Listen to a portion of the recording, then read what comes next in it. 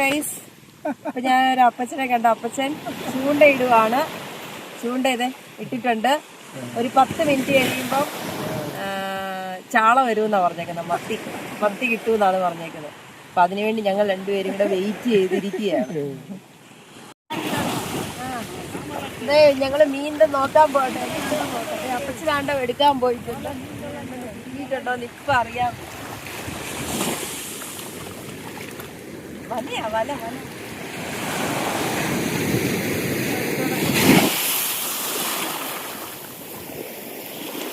എനിക്ക് അങ്ങോട്ട് പോകാൻ പേടിയ. ഇതാണ് കേട്ടോ സാധനം വല.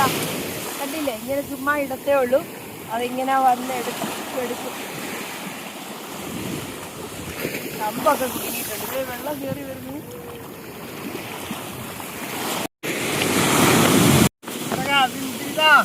രണ്ടെണ്ണം 2 മീനുണ്ട്.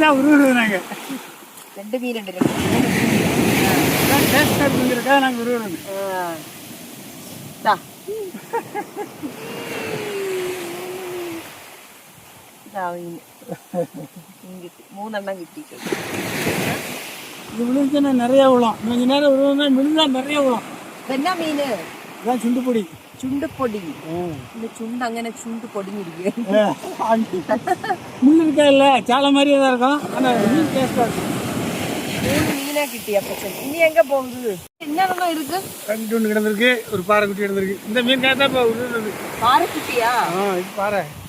മഞ്ഞ ഇത് കണ്ടോ, മഞ്ഞ ഇതിന്റെ ഇത് കണ്ടോ, ചിറകെല്ലാം മഞ്ഞ കളറ്, വാലും മഞ്ഞ കളറ്. അയ്യോ നല്ല രസമുണ്ട്. കുടുങ്ങിയിരിക്കുവാ വലയ്ക്കകത്ത്. ഞാനൊന്ന് ട്രൈ ചെയ്യട്ടെ. അപ്പച്ചൻ അത് ഒരെണ്ണം കുടുക്കി. അത് ഭയങ്കര കഷ്ടപ്പെട്ട് വേണം എടുക്കാൻ. ഞാൻ വന്ന് ഇങ്ങനെ കേരളാവിന്ന് இன்னைக்கு அங்க இங்க எல்லாம் போய் கடல் எல்லாம் பார்த்து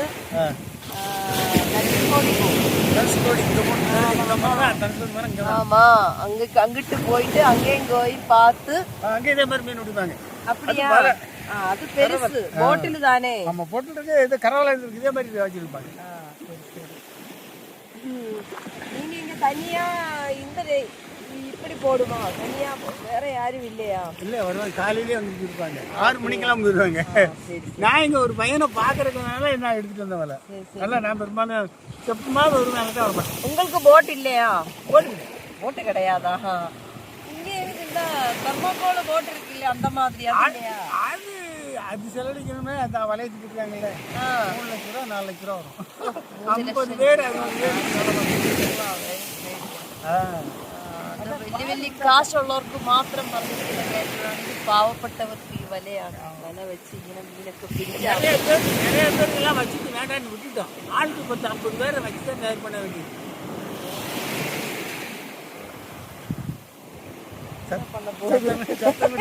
வேணும்னா கொண்டு போங்க.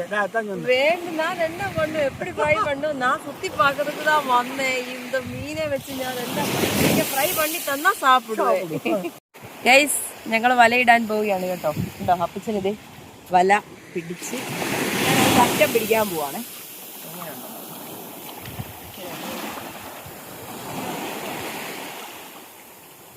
ഇങ്ങോട്ട് തിരമാല വരുവാണെങ്കിൽ ഞാൻ ആ വലയിടാം. വരുന്നില്ല. കടലമ്മ എന്നെ ചതിച്ചു ഗൈസ്.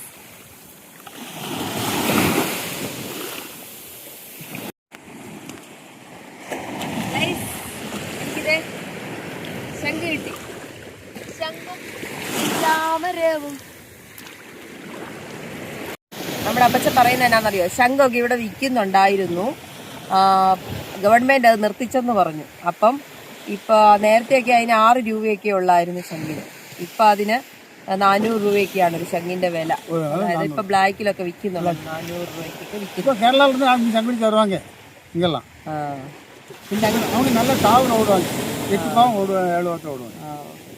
അപ്പോൾ ശംഖ് വാങ്ങാൻ വരുന്നവരുടെ പ്രത്യേക ശ്രദ്ധയ്ക്ക് ഇവിടെ കൊടുക്കുന്ന ഇല്ലീഗലായിട്ടാണ് ശംഖ് കൊടുക്കുന്നത്. ലീഗലായിട്ടല്ല, ബ്ലാക്കിലാണ് 400 രൂപയ്ക്ക് ശംഖ് വിൽക്കുന്നത്.